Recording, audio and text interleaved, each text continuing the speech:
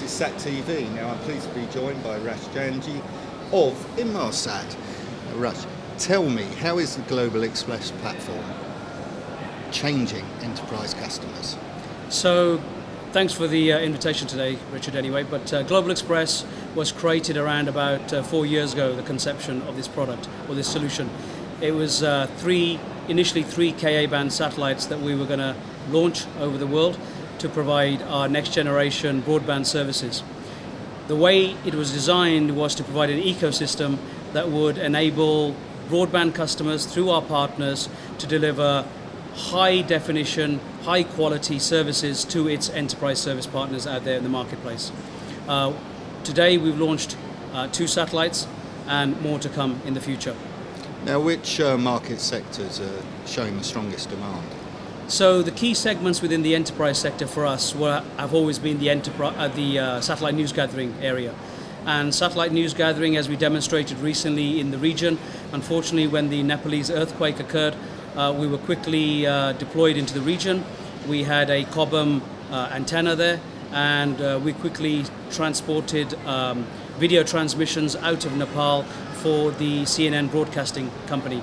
We also earlier this year on the same region in the IOR, which is our first satellite that was launched for the Athens elections, the Greek elections, we supported one of our partners, Network Innovations, and Sky Television, Sky News, to deliver a 4 meg streaming link directly out of the country to support the election coverage.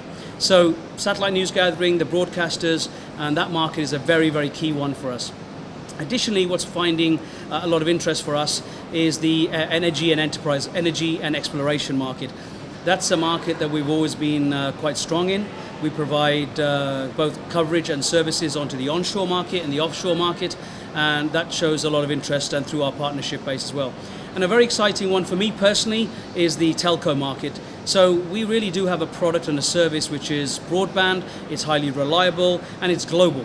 And as a result of that, some of these regional telcos that want to globalize, want to deliver MPLS-like services globally, that's something that Global Xpress can support. Now, Rash, I'll pick up on a point. You mentioned the 2 satellite launches, yes, but your third one's been delayed due to a Proton failure.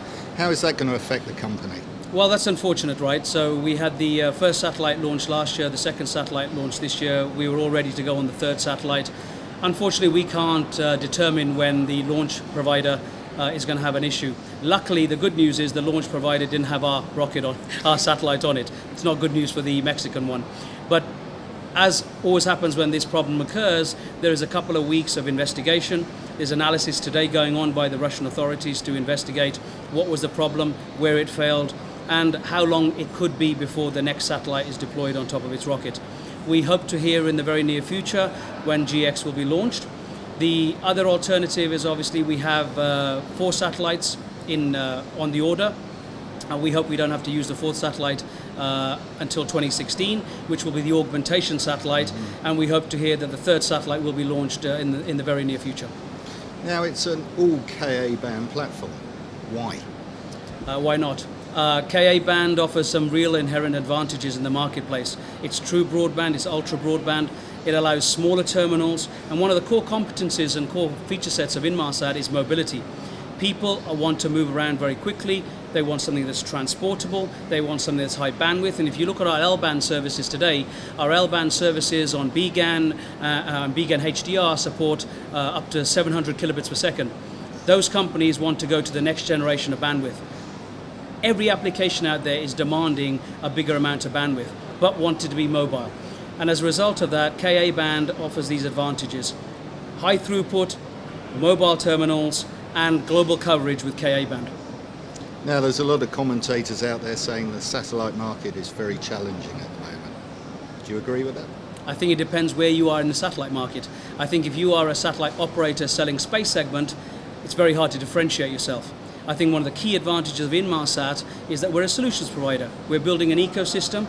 If you look at our partner base today, we have 4 major partners. On the terminal side, we have Paradigm, Kaband, and Skyware. On the core infrastructure ground side, we have iDirect, Gilat now. We announced yesterday our Gilat partnership, and Cisco. That is a very comprehensive ecosystem that we're building to allow our applications partners to develop new applications, develop our VARs, to develop the highest quality service in the marketplace. And that really is a differentiator.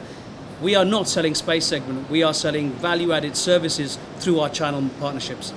Rash, thank you very much. Thank you very much.